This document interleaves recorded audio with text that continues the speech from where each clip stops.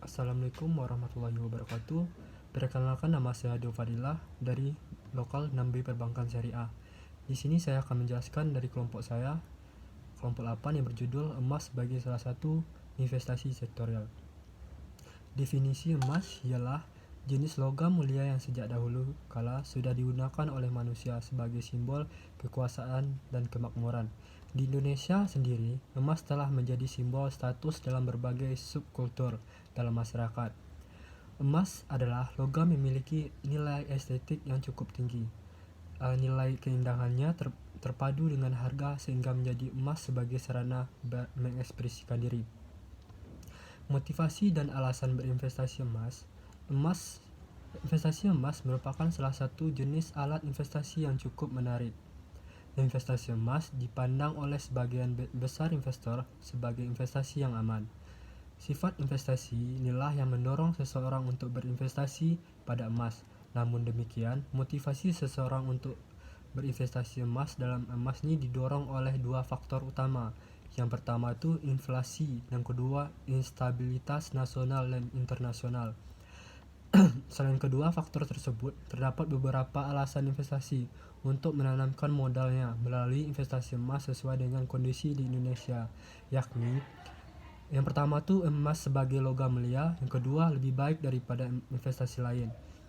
Yang ketiga tuh emas komoditas yang langka. Yang keempat, bank sentral berinvestasi emas.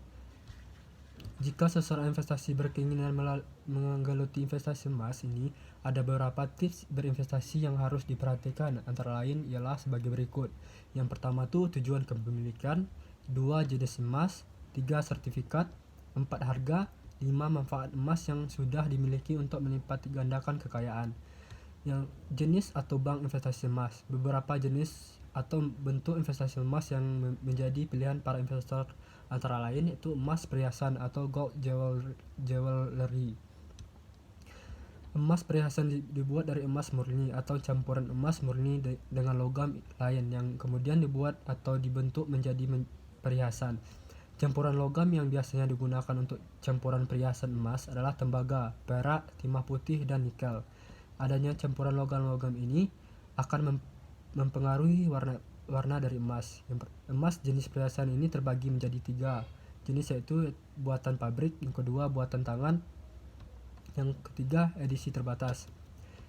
Emas koin atau keping, gold coin. Sesuai dengan namanya, koin emas ini adalah emas yang dibuat dengan bentuk koin. Fungsi koin emas lebih banyak ditunjukkan untuk investasi. Meski sebelum orang mengetahui bahwa emas pernah menjadi alat tukar yang sah, adapun jenis koin emas antara lain adalah yang pertama tuh koin emas murni, yang kedua koin emas warna merah yang merupakan campuran emas murni dengan tembaga. Yang ketiga, koin emas warna kuning yang merupakan campuran emas murni dengan perak murni.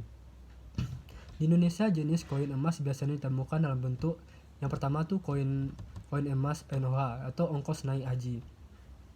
Di Indonesia pernah ada koin emas yang disebut dengan koin NOH. Koin emas NOH tersebut didistribusikan oleh Perum Pegadaian. Tujuan yang dibuat koin emas NOH ini adalah menyediakan alternatif bagi masyarakat untuk menabung demi mewujudkan tujuan menunaikan ibadah haji. Kedua tuh dinar emas 22 karat. Ciri-ciri dari dinar emas 22 karat ini adalah berupa emas 22 karat. Yang B satunya adalah dinar. Satunya dinar adalah 4,25 gram. Yang tiga, berbentuk koin yang berada dalam kemasan khusus yang memiliki fungsi sebagai sertifikat. Yang keempat, ketika membeli ada unsur PPN 10%. Harga mengacu pada harga emas dunia, biasanya digunakan sebagai alat tukar selama kedua belah pihak yang melakukan transaksi sepakat. Yang ketiga itu dinar emas 24 karat. Selain dinar 22 karat, ada pula dinar yang berupa emas murni 24 karat. Berikut ciri-ciri adalah sebagai berikut. Yang pertama itu berupa emas murni 99%. Satunya adalah dinar.